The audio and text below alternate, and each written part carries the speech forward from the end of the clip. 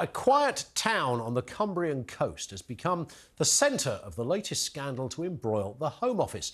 8 properties in Milam that were intended to house 40 migrants have now been vandalised, and police patrols in the area have been increased. Milam has a population of just 7,000. You begin to see the problem.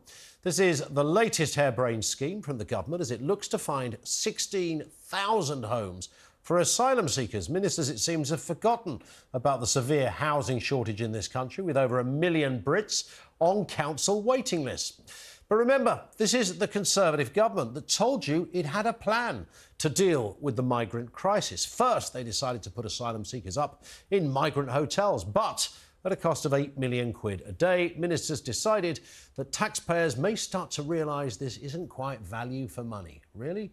Then they hired that barge from Sweden to house some migrants off the Dorset coast. The Bibby Stockholm was months late. It was found to be unsafe. And when people finally moved onto the vessel, they were removed days later after a Legionella bacteria was found on board. And, of course, don't forget the government's flagship deportation scheme, the Rwanda plan, that's been grounded for months. It's bogged down in the House of Lords, and the chances of seeing flights take off before the election are getting slimmer by the day. In fact, in the last 18 months, we've seen more Home Secretaries than migrants sent to Kigali.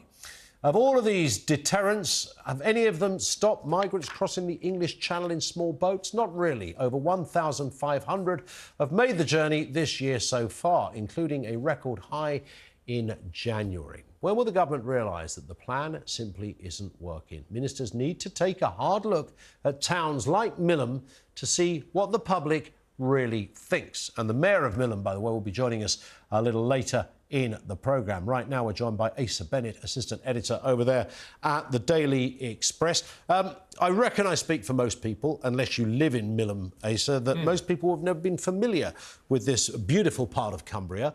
It's very small, it's unassuming, it's got a population of 7,000. Somehow, when they were crunching the numbers over there at the Home Office, someone came up with this place as an ideal location for some asylum seekers. Well, I can understand. I don't know how they did this. They've got a map of Britain. They thought, where can we put all these numbers arriving? We've had record numbers coming, as we know from the net migration stats. You know, chaps, we can't send them to Rwanda because those judges will stop us. Yep. We have to send them somewhere around this country. And then they just stick a pin as far away as they can from London. Yes. And they go, well, you know, the Orkney Islands, Scottish nationalists may have an issue with that. Maybe that's the next plan. And then they just clearly go through as north as possible. They land in Cumbria. Yeah. You can imagine it. And there it is. You can see it on the map there. There is Milam, which I'm sure is a delightful place. And there's been a bit of an uproar from locals who are saying, hang on a second, nobody asked us about this.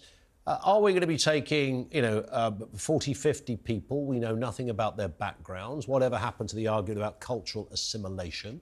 Is this the right way to have an asylum policy? You just randomly select 8 houses or 8 homes, turn them into, essentially, they just become, by proxy, more migrant hotels. And in the meantime, I think the reason it's so controversial is because there's countless examples of migrant hotels where there's all sorts of community tensions are exacerbated because the locals don't really want them there.